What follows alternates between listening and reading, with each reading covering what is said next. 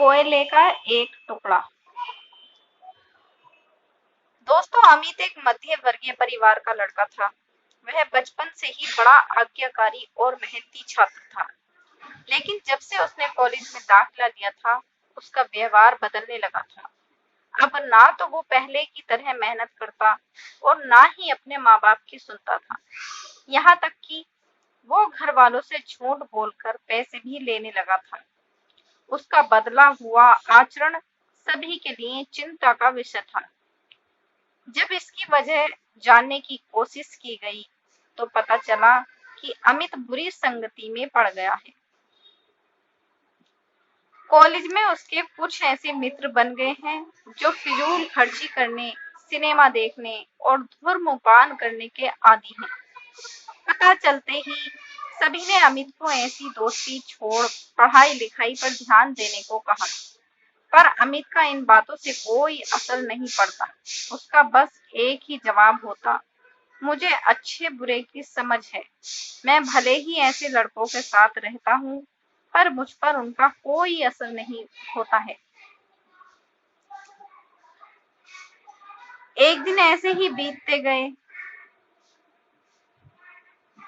और धीरे धीरे परीक्षा के दिन आ गए। अमित ने परीक्षा से ठीक पहले ही कुछ मेहनत की, पर वो पर्याप्त नहीं थी। वह एक विषय में फेल हो गया। हमेशा अच्छे नंबरों से पास होने वाले अमित के लिए ये किसी जोरदार झटके से कम नहीं था। वह बिल्कुल टूट सा गया।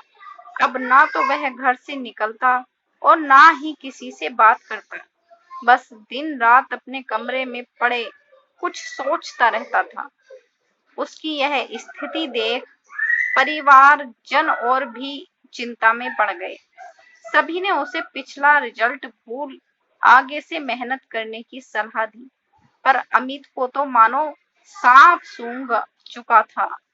फेल होने के दुख से वो उभर नहीं पा रहा था।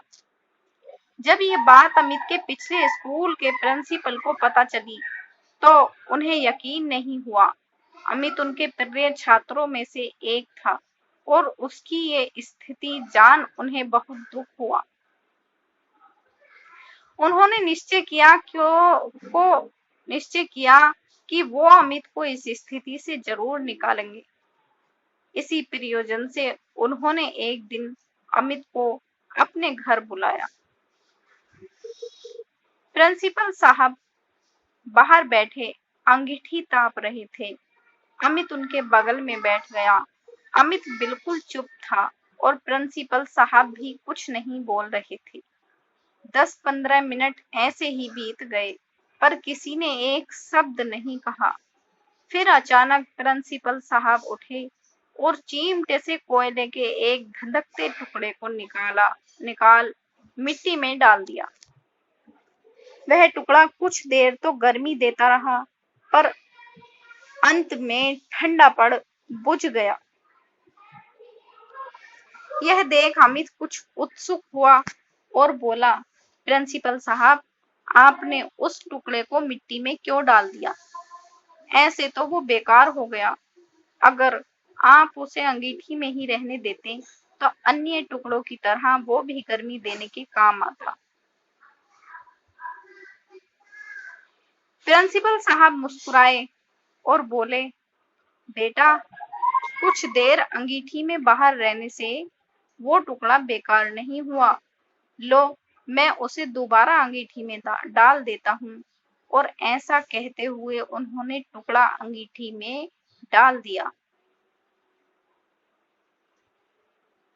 अंगीठी में जाते ही वह टुकड़ा वापस धुंधक कर जलने लगा और पुनः गर्मी प्रदान करने लगा।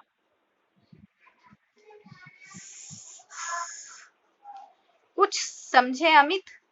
प्रिंसिपल साहब बोले, तुम उस कोयले के टुकड़े के समान ही तो हो। पहले जब तुम अच्छी संगति में रहते थे, मेहनत करते थे, माता पिता का कहना मानते थे, तो अच्छे नंबरों से पास होते थे।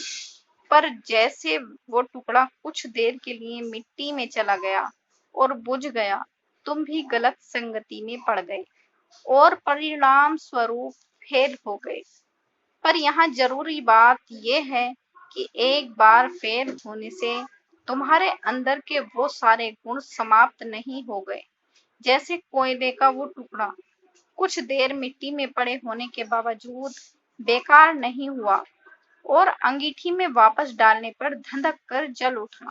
ठीक उसी तरह तुम भी वापस अच्छी संगति में जाकर मेहनत कर एक बार फिर मेधावी छात्रों की श्रेणी में आ सकते हो।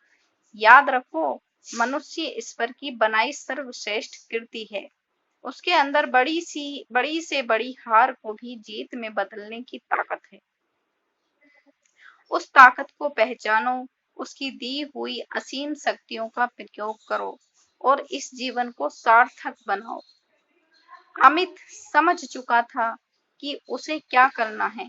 वह चुपचाप उठा, प्रिंसिपल साहब के चरण स्पर्श किए और निकल पड़ा अपना भविष्य बनाने।